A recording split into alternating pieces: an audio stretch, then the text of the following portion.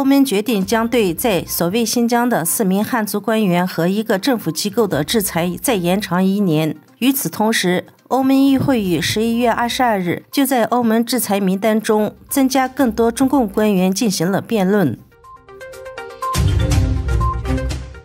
冬季中共病毒疫情爆发，连日来死亡病例不断增加，各地也在重返封锁之中。中共官媒报道，所谓的新疆维吾尔自治区党委书记马兴瑞于11月21日前往喀什，审查了针对中共病毒疫情实施的防控隔离措施，要求各地高度认识到当前中共病毒疫情防控形势的严重性和复杂性，坚决坚持3个原则，采取最坚决、最果断、最严格的措施，迅速封锁传播链，以防止中共病毒的蔓延。强调提高对感染者和接触者的转移、聚集和隔离的有效性。虽然报道中没有提到马兴瑞在讲话中应采取哪些具体的果断措施，但来自地方的报道表明，中共当局正在将广大市民大规模地关押在环境简陋、条件极其恶劣的大型所谓方舱集体隔离中心。同一时间，所谓新疆维吾尔自治区政府主席图尼亚兹也前往了和田地区，实地指导中共病毒防疫措施。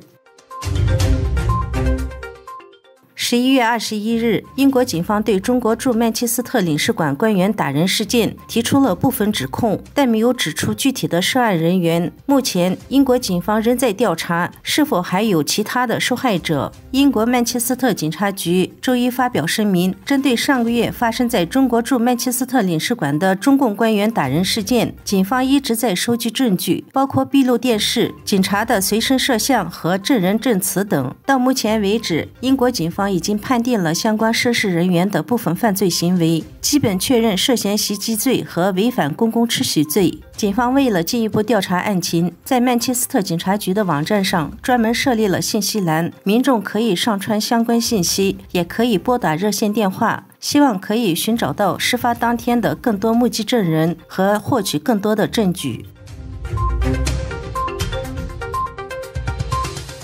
11月21日，北大西洋公约组织秘书长警告西方国家逐渐切断来自莫斯科的能源供应之际，提高警觉，不要产生对中国的新依赖。路透社21日报道，以俄乌战争为例指出，西方国家正在逐渐摆脱对俄罗斯能源供应的依赖，现在更必须谨慎，不要对中国产生新的依赖。提到中国稀土矿产的应用无所不在，包括手机、汽车和军事装备。他警告说，中国越来越努力控制西方最重要基础设施的建设、供应链和关键产业，不能给独裁政权任何机会利用西方的弱点进行破坏。他呼吁盟国提高社会和基础设施的韧性。北约于6月将中国描述为是对北约利益、安全和价值观的一大挑战。北约认为，中国作为经济和军事大国，战略、意图和军事建设一直都是不透明的。